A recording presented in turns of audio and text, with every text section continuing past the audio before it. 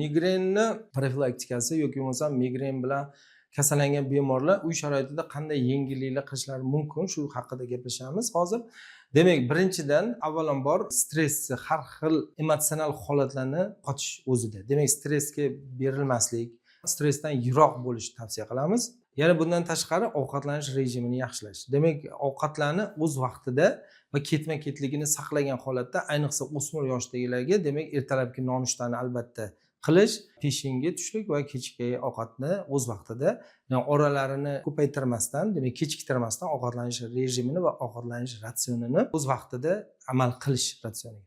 Demak, bunda yana aytib o'tishimiz mumkinki, ovqatlanishdan qaysi ovqatlardan yoki ichimliklardan voz kechish. Demak, achchiq, sho'r, qovurilgan ko'p ovqatlardan o'sha pristuplar paytida, xurujlar paytida voz kechish, demak, tarkibida kakao bo'lgan mahsulotlarni kamaytirish, demak, gazli ichimliklar, energetik ichimliklarni va har xil fast foodlardan voz kechish.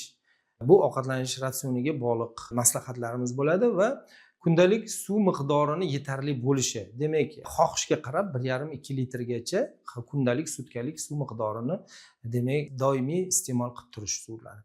Bundan tashqari yana shu yoshlarga ko'p tegishli bo'ladigan, demak, ekran vaqtini kamaytirish. Demak, kompyuter yoki telefon yoki har xil planshet shu bilan ishlaydiganlar yoki bo'lmasam yoshlar, bular har 30-40 minutdan keyin 5-10 minut tanaffus qilish va ekran vaqtini kamaytirish. Demak, ertadan kechgacha kompyuterda o'tirish tavsiya etilmaydi. Yana bundan tashqari har xil dori vositalarini o'z boshimchaligi bilan qabul qilish. Demak, faqat bosh og'rigan holatlarda doktor nazorati bilan, doktor bilan maslahatlashgan holatda kerakli dori vositalaridan foydalanish va bu ham yana bittasi.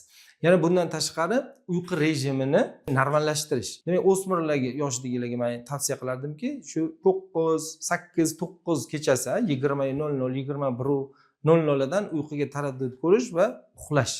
Va har kuni bir vaqtda yotib, bir vaqtda uyg'onish. 6-8 soat tungi uyqu tashkil qilish kerak va soat 22:00 da uxlagan holatda bo'lish kerak.